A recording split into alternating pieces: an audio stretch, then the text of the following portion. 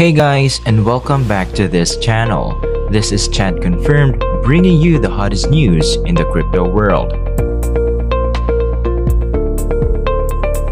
The crypto market is insane and erratic all the time, with its unpredictable fluctuations influencing us to make bad investments based on the current trend. There are times that give us hope and times where giving up is the most rational thing to do. Our gains from crypto motivates us despite the risk that it holds. That is why everybody's so hooked here. Based on the current data, Bitcoin, Ethereum, and Tether are in the first three spots, receiving the spotlight but with only less than 1% of uptrend.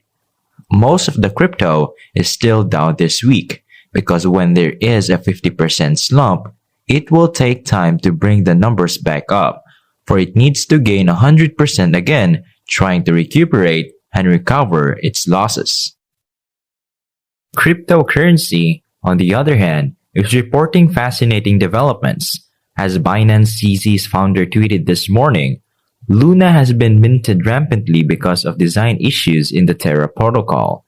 As a result, trading of Luna was put on hold.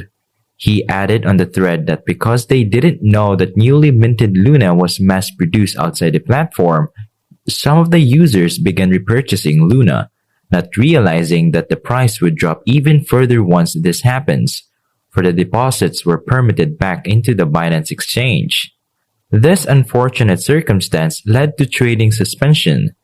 Because of this, speculations then arise saying that this was because of the price drop or the overaccumulation in the network. But it might be an entirely different thing, like a confidential flaw in the Luna protocol, based on the evidence that there is a seemingly endless influx of Luna. Terra blockchain could still be in suspension condition, or worse, with super minting, if we didn't voice out our concerns. What's strange is that we noticed that Terra blockchain prompts suspension and recontinuation of the block production. They implied that this was just a safety measure to protect the system from external attacks. Yet, we know it was more than that, sensing a potential occurrence of superminting. In addition, CZ warns traders against purchasing a coin merely because trade is taking place. He clarified that before making a decision, you have to do your own research. In another post, he expresses his dissatisfaction with Terra's handling of the UST Luna event. His requests were regarding the repair of the network, burning the excess Luna, and the retrieval of the UST peg. Despite his concerns, he wasn't heard and hasn't received positive or any response at all in that matter. In contrast, he indicated that this is very different from the Axie Infinite breach that took place a few months ago, where the company took responsibility, planned, and was responsive when problems arise. The fact that CZ was attempting to re-establish the USD peg is noteworthy. Perhaps, this might be the best way to safeguard USD investors at the expense of Luna holders. Stablecoin traders tend to go all in on their investments. But a stablecoin does not detach itself. This is why it is possible that people will lose everything that they have saved for because of their faith in the system. While altcoin Terra holders beg to differ on this, since they always take a safe bet, they are aware of the dangers and are not willing to put all of their eggs in one basket. A good example, proven and tested, is what the YouTuber KSI experienced, who lost nearly all of his $2.8 million in the process of getting into Luna. That is worth $1,000 right now. Knowing altcoins, the risks are clear to him. That's why he does not dwell on his loss. Contrastingly, USD holders may have had difficulty comprehending this. The moral of this scenario is that if the market is failing, don't assume you can know when to buy back in. If the market is rising, don't assume you know when to sell to gain maximum profits. What happened in the 2017 cryptocurrency market crash can be understood well in this graphical representation. A cryptocurrency trend chart, where it shows that we are heavily devalued for over a year, losing significantly with an 85% downtrend of the original capitalization. Now, before we move on to the next part of the video, I just want to ask your opinion towards the crypto market.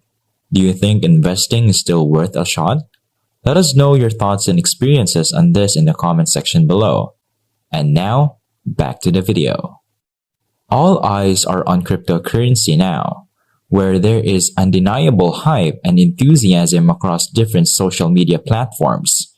Despite the major losses, people still think there may be too much hope and optimism in the markets.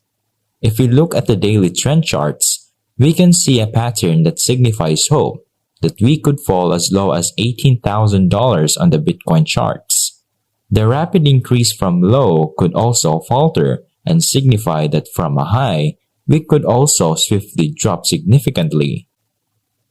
In other words, because of the lack of support at this point, the price could return quickly to its previous level.